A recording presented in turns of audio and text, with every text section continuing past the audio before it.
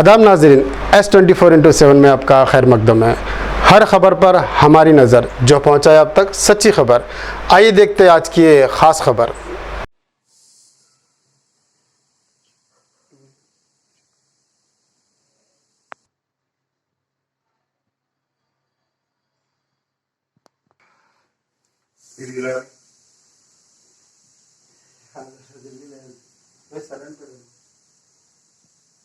سید احمد رضوی نا پکڑے نا۔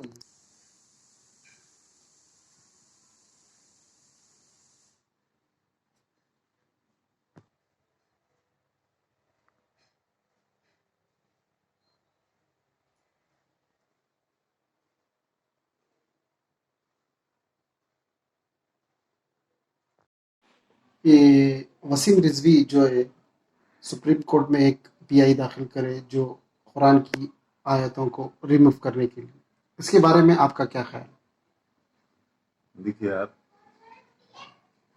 وسیم رضوی کو یہ جو انہوں نے جو دائر کی ہے 26 آیتوں کو معاذ اللہ قرآن سے نکالنے کے لیے، اور انہوں نے وجہ یہ بتائی ہے کہ ان 26 آیتوں سے آتنکواد پھیل رہا ہے،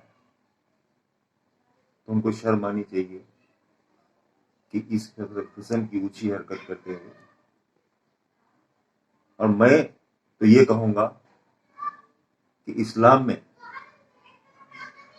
72 سے زائد فرقے ہیں، اور ان کا کلمہ اور قرآن ایک ہی ہے، کوئی تفرقہ یا تضاد نہیں ہے۔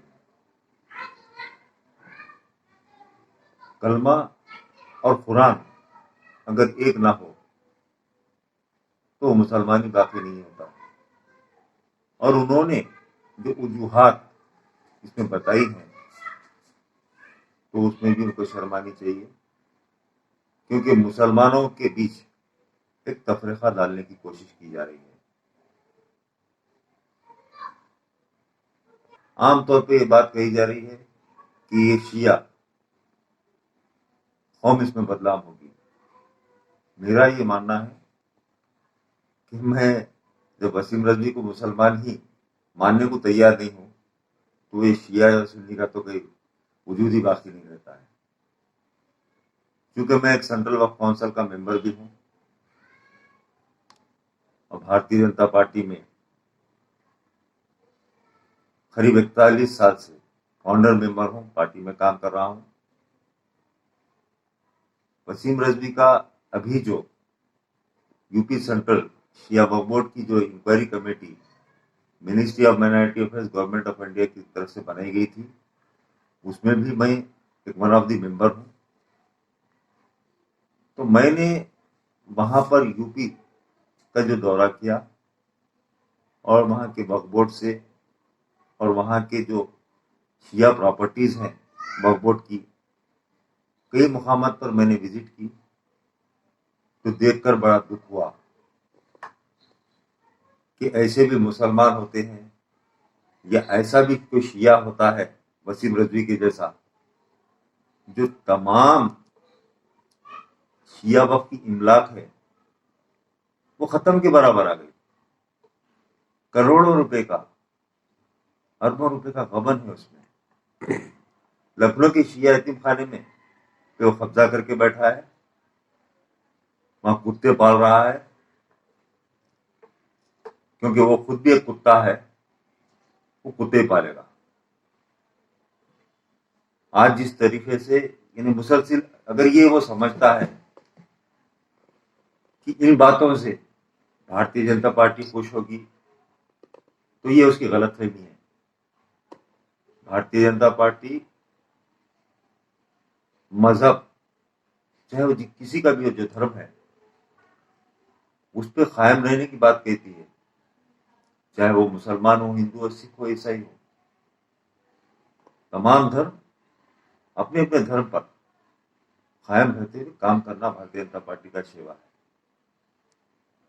اور اس کی ایک غلط فہمی ہے، کیونکہ جب योगी सरकार, भारतीय जनता पार्टी की योगी सरकार बनी थी उत्तर प्रदेश में, बनते ही शिया वक्फ बोर्ड और सुन्नी वक्फ बोर्ड यूपी का दोनों तहलील किया गया था, लेकिन दोनों वक्फ बोर्ड के चेयरमैन स्टे लेके आकर बैठकर वो कंटिन्यू करें।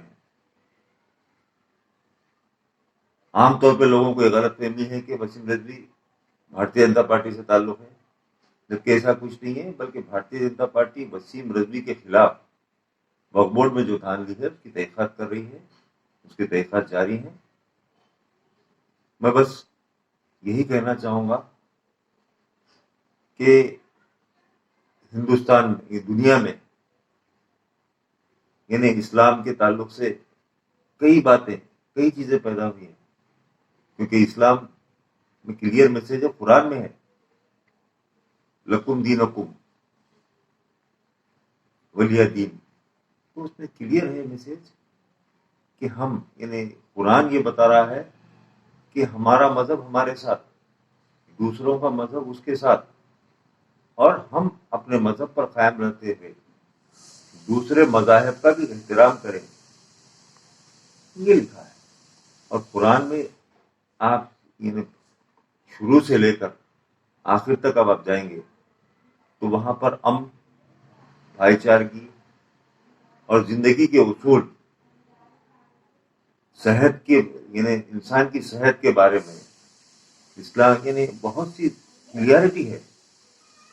वहां पर कहीं कोई मजहब के खिलाफ बोला जाए, में ऐसा नहीं है कि आतंकवाद हो। कुरान और इस्लाम ये सिखा रहा है, ना जालिम को बख्शो और ना जुल्म होता हुआ किसी पर देख रहे, जालिम को भी बख्शना नहीं है और किसी पे जुल्म हो रहा है उसका भी दिफा करना इस्लाम में और कुरान में लिखा है। तो कुरान और इस्लाम एक बहुत ही यानी भाईचारगी की दर्ज देता है। तो अगर ये वसीम रिजवी का कहना कि 26 आयतें जो है उसमें ये लिखा है, तो ये कुरान और हदीस के हिसाब से एडिट होगी, तो ये मतलब क्या है इसका? देखिए आप, इसका ये मतलब है कि अपनी यानी पब्लिसिटी के लिए, जैसे आपके पास मीडिया में पीआर, यानी पीआर पे मीडिया काम करता है, तो मीडिया को तो यही चीजें चाहिए। जो भी फील्ड पे जा रहे हैं, जो काम में उन्हें आगे बढ़ रहे हैं, वो पीआर के लिए कर रहे हैं नहीं, लेकिन उनको ये जानना चाहिए कि मैं भी 41 साल से सियासत में हूँ, पार्टी में काम कर रहा हूँ, लेकिन मजहब, लेकिन कुरान और हदीस के आज तक कोई ऐसा ही नहीं, देखिए इनका ये हो नहीं सकता, यानी आज तक कोई बोला भी नहीं और बोलेगा भी, और जो बोलेगा वो नीस तो नाबूद होगा, उसकी कोई हैसियत नहीं रहेगी। और यानी ये कुरान के ताल्लुक से या इस्लाम के ताल्लुक से, आप इस्लाम में क्लियर मैसेज है, यानी आप जिस मुल्क में रहते हैं उसके वफादार हो, अमन कायम रखो, यानी गैर मजाहब का एहतराम करो, क्लियर मैसेज है हमारे पास। तो उसमें कुरान में अगर आप ये आतंकवाद की बात करते हैं तो मैं ये समझता हूँ कि वसीम रिजवी न सिर्फ यानी मुसलमान भी नहीं है, बल्कि इंसान भी नहीं है। मेरा ये मानना है कि इंसान भी नहीं है, और ऐसे लोगों को कीपर किरदार तक पहुंचाना और सख्त से सख्त, यानी ये काम है उलमाए दीन का, उलमाए दीन का काम है।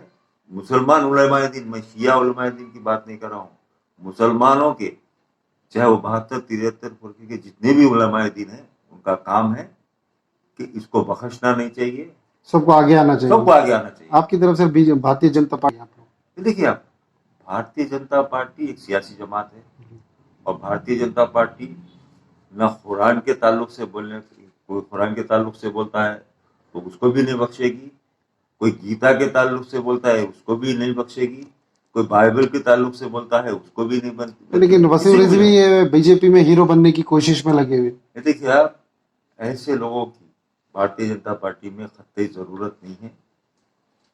हमारे पास इन्हें मुख्तार अब्बास नकवी भी है, ہمارے پاس شاہنواز حسین بھی ہے، ہمارے پاس نجمہ ہبت اللہ بھی ہے، ہمارے پاس حنیف علی بھی موجود ہے، جی اور کئی لوگ موجود ہیں. دیکھیے آپ، ہمارے بی جے پی میں ان مسلمانوں کی ضرورت ہے جو کٹر اپنے دین پر اور اسلام پر قائم رہتے ہوئے کام کرے.